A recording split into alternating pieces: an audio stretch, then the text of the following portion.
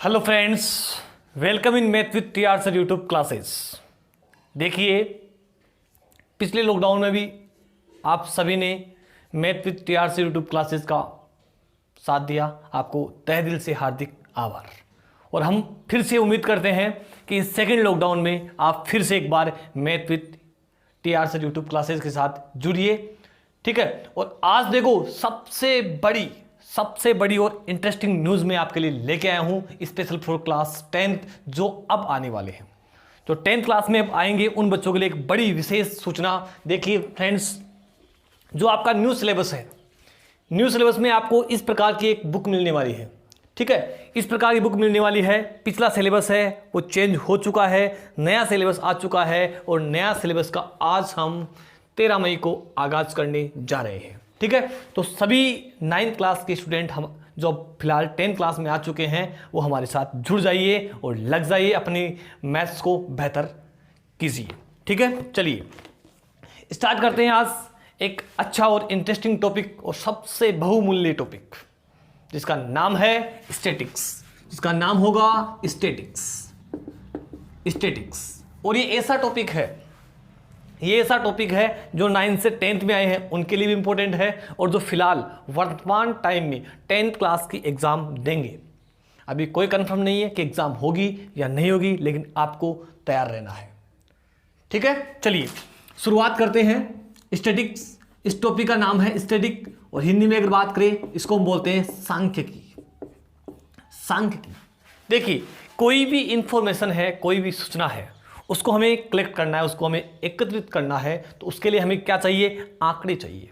और इस टॉपिक के अंदर हम उन आंकड़ों का क्या करते हैं? प्रबंधन करते हैं, उनका सही तरीके से मैनेज करते हैं। ये तो थी हमारे टॉपिक की भूमिका। लेकिन यहां से कोई क्वेश्चन नहीं आता है, हमें डायरेक्टली क्वेश्चन मिलता है। और वो क्वेश्चन किस प्रकार से मिलता है उसके बारे में हम आज बात करेंगे, ठीक है। तो आज इसका सबसे इंपॉर्टेंट टॉपिक हम लेंगे जिसका नाम है बहुलक, जिसको हम बोलते हैं मोड। बहुलक अर्थात जिसकी बारी बारी से आवर्ती हो रही हो, उसको हम कहेंगे मोड अर्थात बहुलक, ठीक है। इसको हम जेड से रिप्रेजेंट करते हैं, कैपिटल जेड से, ठीक है। इस चीज का विशेष ध्यान रखें, आप स्मॉल लेटर्स यूज नहीं करेंगे, ठीक है, कैपिटल लेटर्स, ओके। इंग्लिश की बात करें तो मोड बोलेंगे इसको, और हिंदी की बात करें तो बहुलक बोलेंगे। भूमिका मैंने बता दी। बहुलक का अर्थ क्या होता है कि जो सबसे ज्यादा बार आई, ठीक है, सबसे ज्यादा बार आई। तो जो नया सिलेबस है, एनसीईआरटी जो बुक है, उस बुक में ये जो अपना टॉपिक है वो है 14.2। एक्सरसाइज 14.2 की बात हम आज करेंगे, क्लियर। तो 14.2 का सबसे पहला और एक इंटरेस्टिंग टॉपिक है बहुलक, उसके बारे में बात कर रहे हैं। आपको एक सिंपल क्वेश्चन मिलेगा, जैसे एक वर्ग मिलेगा आपको। बात करें इंग्लिश मीडियम की ओर से तो इसको हम क्लास बोलते हैं, ठीक है। क्लास लिख सकते हो साथ साथ आप लोग, ठीक है, क्लास, ओके। वर्ग देखो, वर्ग किस प्रकार से मिलेगा? जैसे 0 से 5, उसके बाद में 5 से 10, 10 से 15, 15 से 20 और 20 से 25। ये आपको एक वर्ग मिलेगा, ठीक है। और इस वर्ग में 1 2 3 4 5 वर्ग है हमारे पास में, ओके। देखिए, इसी के साथ में आपको मिलेगी बारंबारता। क्या मिलेगी? इसी के साथ में आपको बारंबारता, जिसको हम बोलते हैं फ्रीक्वेंसी, या फिर एफ भी लिखा हुआ एग्जाम में आपको मिल सकता है। इस चीज का आप ध्यान रखो, ओके। तो एक तो वर्ग मिलेगा, सेकंड आपको बारंबारता मिलेगी। और बारंबारता देखो इस प्रकार, जैसे 12, 15, 18, 20, 17, इस प्रकार से आपको ये वर्ग और बारंबारता, ये दो चीज मिलेगी। और फिर बोला जाएगा इसका बहुलक ज्ञात कीजिए। ये जो सिस्टम हमें जो दिया गया है इसको हम बोलेंगे बारंबारता बंटन, ठीक है, बारंबारता बंटन। और बोला जाएगा इस बारंबारता बंटन सारणी का क्या ज्ञात कीजिए? बहुलक ज्ञात कीजिए, ठीक है। तो देखिए, करना क्या होगा? करना कुछ भी नहीं है, नाम से स्पष्ट हो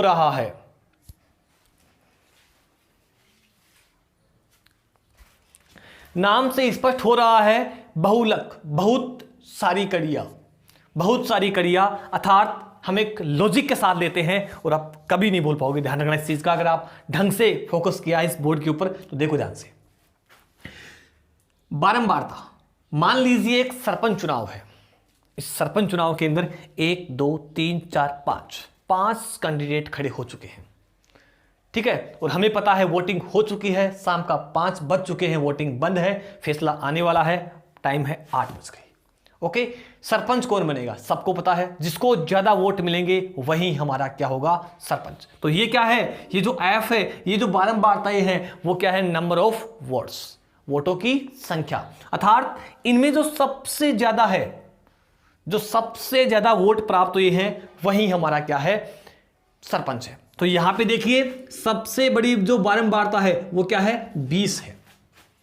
20 यहां क्या है, सबसे बड़ी बारंबारता है, और उसका जो वर्ग है वो क्या है, 15 से 20, वही हमारा क्या होगा, सरपंच होगा, वही हमारा क्या होगा, सरपंच होगा। और सरपंच बनते हम तुरंत क्या करते हैं, उसको माला पहना देते हैं। क्या करते हैं, माला पहना देते हैं। तो देखिए एक लॉजिक के साथ आप सीखिए, मैथ्स को आप टप मत समझिए। क्लियर, ये सबसे बड़ी बारंबारता थी। उस सबसे बड़ी बारंबारता को हमने इसके जो संगत, उसके जो सामने वाला जो वर्ग है उसको हमने क्या कर दिया, अंडरलाइन में फिट कर दिया, माला पहना दी। क्या सोचा हमने, कुछ नहीं किया, हमने केवल ये सीखा है कि सबसे बड़ी बारंबारता, सबसे बड़ी बारंबारता कौन सी है, 20 है। तो हम यहां लिखेंगे, हम लिखेंगे यहां सबसे बड़ी, सबसे बड़ी बारंबारता, बारंबारता 20 है, जिसका संगत वर्ग, जिसका संगत वर्ग 15 से 20 है, 15 से 20 है। हम एक चीज लेकर आनी है जिसको हम बोलेंगे बहुलक वर्ग। हम ज्ञात कर रहे हैं बहुलक, तो बहुलक वर्ग होगा, ज्ञात करेंगे माध्यक तो आपका माध्यक वर्ग होगा, ठीक है। संगत वर्ग क्या हो गया, 15 से 20 है, अतः बहुलक वर्ग भी, बहुलक वर्ग भी 15 से 20 ही होगा,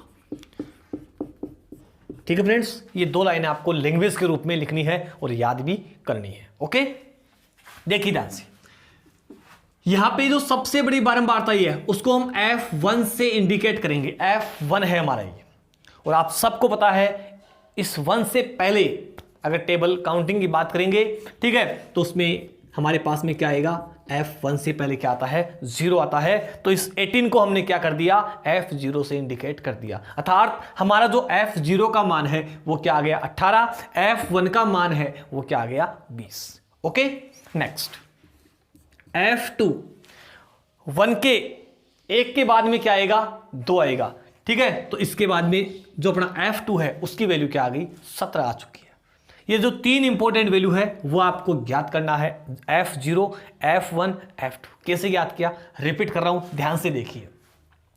सबसे बड़ी बारंबारता को हमने दे दिया नाम F1। ओके, जो सबसे बड़ी बारंबारता है उसको हमने F1 से इंडिकेट कर दिया है।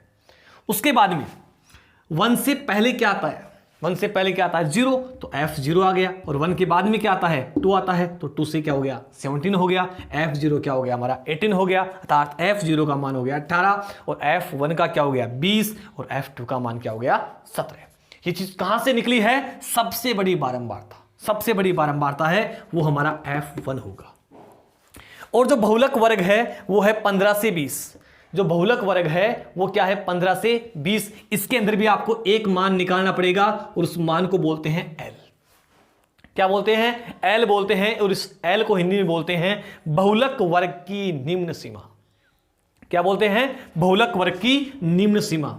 लिख रहा हूं मैं, बहुलक वर्ग की निम्न सीमा। ओके, ये लो। तो ये जो बहुलक वर्ग आया है, एक आया है 15 और एक आया है 20। आप सबको पता है निम्न मान कौन सा है, निम्न मान कौन सा है, 15 है। तो L की जो वैल्यू है वो क्या आ गई, 15 आ चुकी है। एक है निम्न सीमा और एक है उच्च सीमा। हमें लेनी थी निम्न सीमा, low limit of mode class. Clear? तो L की वैल्यू क्या आ गई? 15 आ चुकी है। उसके बाद में एक सबसे इंपॉर्टेंट H, क्वेश्चन को देखते ही आपको पता चलेगा कि H क्या होगा।